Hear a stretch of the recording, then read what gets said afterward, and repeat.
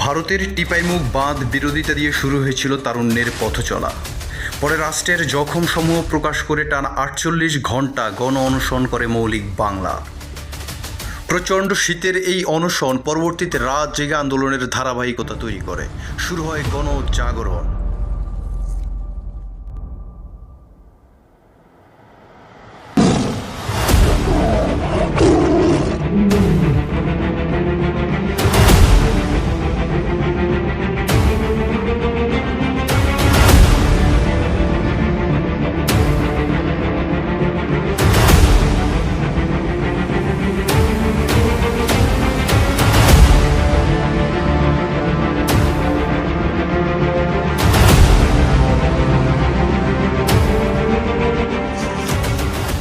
দেশের রাজনীতি যখন দুই ভাগে বিভক্ত, গণজাগরণ মঞ্চ ও শাপলা চত্বর, তখন মৌলিক বাংলা জাতীয় স্বার্থকে প্রাধান্য দিয়ে এগিয়ে চলে।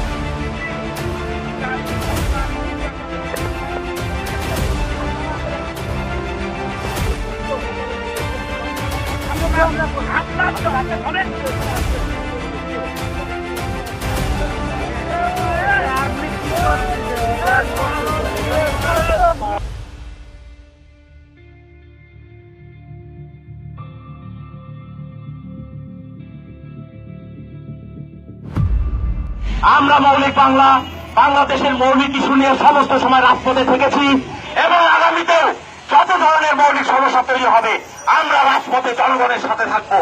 আমরা জনগণের অঙ্গীকার, আমরা জনগণের সাথে মানুষ, আমরা জনগণ। বাংলাদেশ ভালোবাসি।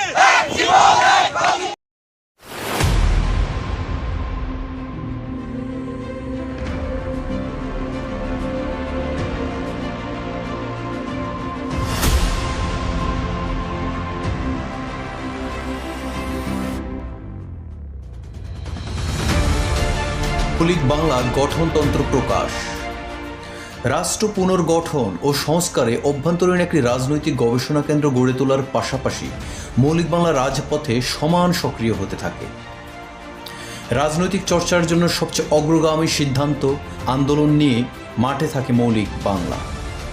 দেশের নদী, বন, দূষণমুক্ত বাংলাদেশ, ক্ষমতার লোভে ভারতকে বন্দর সুবিধা, ডিজিটাল কালো আইন, বেকার সমস্যা, রাষ্ট্রীয় অর্থনৈতিক কেলেঙ্কারি, টাকা পাচার, দুর্নীতি ও সন্ত্রাস বিরোধী রোড মার্চের মতো আন্দোলন চালিয়ে যায় মৌলিক বাংলা।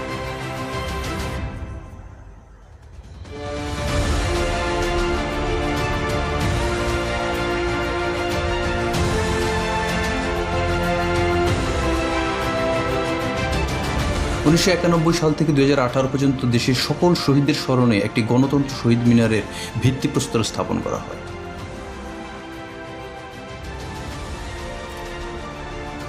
বাংলাদেশের বর্তমান স্বৈরাচার, দুর্নীতি ও নিরাপত্তাহীনতার কারণে আসন্ন একাদশ জাতীয় সংসদ নির্বাচনে মৌলিক বাংলা প্রস্তুতি গ্রহণ করে। আশ্চর্য হলেও সত্যি, মৌলিক বাংলা রাজনৈতিক নিবন্ধনের জন্য সকল নিয়ম মেনে কাগজপত্র জমা দিলেও কমিশন নিবন্ধনের আইন কানুনই বদলে ফেলে। এরপর ভারত প্রকাশ্য সক্রিয় হয়ে ওঠে বাংলাদেশে। ভারতীয় গোয়েন্দা সংস্থা কয়েক সার্কাস মঞ্চস্থ করে মানুষকে ব্যস্ত রাখার জন্য। এর আওতায় নকল হিরো আলম ও নকল অ্যাক্টিভিস্ট নুরু সামনে চলে আসে। এই অন্ধকার সময়ে মৌলিক বাংলার নেতারা জীবন হুমকির মুখে পড়ে। ছাত্রলীগের মহড়া চলতে থাকে নুরুদের উপরে, যা উভয় পক্ষের অভ্যন্তরীণ পরিকল্পনা, যেটা হুমকি দিচ্ছিল মূলত মৌলিক বাংলাকে। আর ওরা দেওয়ালে গ্রাফিতি এঁকে বলে দিয়েছিল, সুবোধ তুই পালিয়ে যা।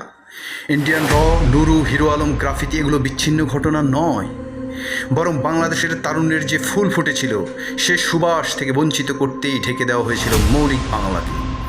নকল তারুণ্য এবং বিনোদিত সার্কাস নিয়ে ব্যস্ত হয়ে পড়ে বাংলাদেশের মিডিয়া, টক শো এবং চূড়ান্ত লুটপাট হতে থাকে বাংলাদেশ। ভারতীয় গোয়েন্দা সংস্থা ও ফ্যাসিস্ট সরকারের সুপরিকল্পিত নীল নকশায় মৌলিক বাংলাকে আড়াল করতে সক্ষম হয়। তারা মৌলিক বাংলার কোনো নেতাকে সরাসরি হামলা, খুন, গুম করেনি, কারণ জনগণ তাদের চিনে ফেলবে।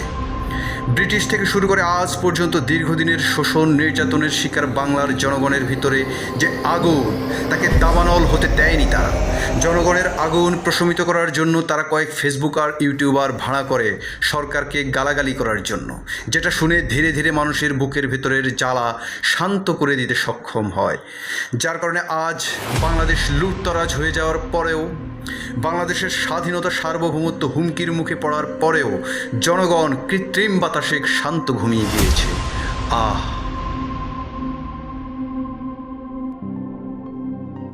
এবার জেগে ওঠার পালা। জেগে ওঠো বাংলাদেশ, প্রিয় জন্মভূমিকে বাঁচাতে প্রস্তুত হও। মৌলিক বাংলা জেগে আছে অন্ধকারে ও আলোতে। মরতে হলে এই বাংলাদেশে মরব, আর বাঁচলে বাংলাদেশের মানুষের মুখে হাসি ফুটিয়ে একসাথে বাঁচব। এক জীবন, এক বাজি, বাংলাদেশ ভালোবাসি।